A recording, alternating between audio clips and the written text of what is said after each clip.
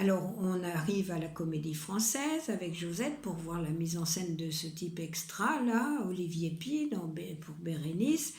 Et d'abord, on regarde le programme. À côté de Bérénice, je vois écrit Dujardin. Je dis à Josette, c'est sa femme? La femme de qui? De Brice de Nice? Non, c'est lui. Elle me répond, qui joue Bérénice? Ben, avec Olivier Py, c'est forcément quelque chose qu'on n'a jamais vu. Au fond, c'est pas bête, elle me dit. Il a voulu montrer par là que dans le couple, c'est Bérénice qui se conduit virilement et Titus plutôt comme une femme. Mais c'est une femme qui joue Titus? Non, c'est Laurent Lafitte, mais Olivier Py lui aura certainement demandé de jouer très féminin. Le rideau se lève, je vois une grande grotte avec une rocaille et de l'eau qui coule à gauche et un escalier à droite qui donne sur un mur. Je vois deux types en scène. Josette me dit le premier c'est Antiochus et le second c'est Arzas, son confident. C'est qui Antiochus? Je t'ai dit, c'est Castex.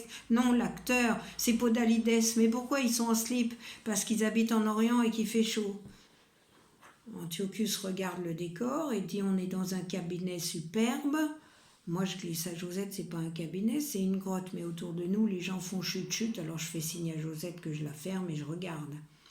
Antiochus commence à faire des exercices d'assouplissement comme dans une salle de gym et puis il se met à plat ventre et il traverse en ondulant toute la scène.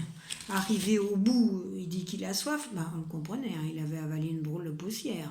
Arzas sort une seconde, revient avec une menthe à l'eau et Antiochus leur remercie en lui passant la main sur le zizi. Moi je vous dis ce que j'ai vu.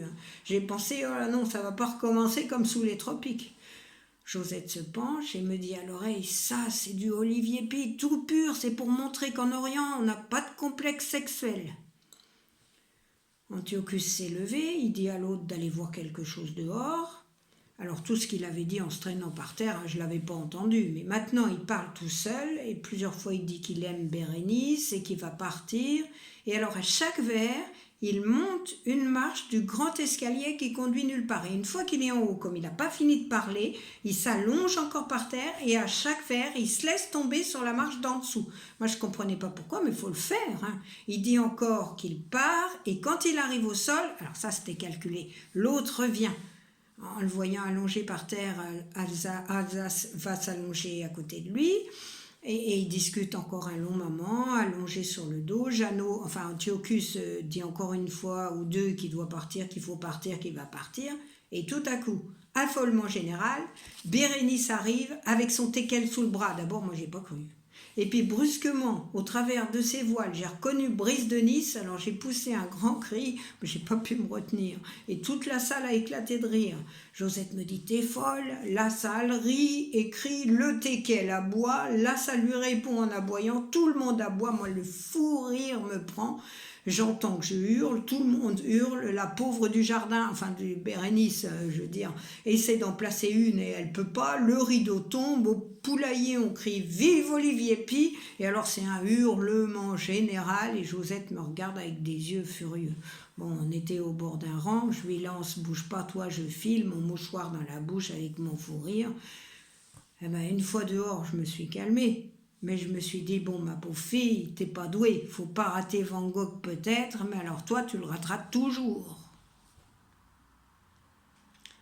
Alors, merci d'avoir suivi ces 3 vidéos.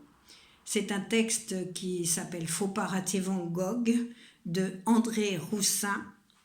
Il a été écrit en 1976. Alors, j'ai changé quelques noms parce qu'à l'époque, les noms qui étaient cités auraient parler aux plus anciens, mais pas à la majorité.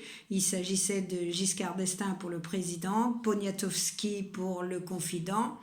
Et quant aux acteurs, celui qui jouait Bérénice, c'était Georges Descrières, Arsène Lupin. Et j'ai oublié les autres. Voilà, je vous souhaite une très bonne soirée et je vous dis à demain.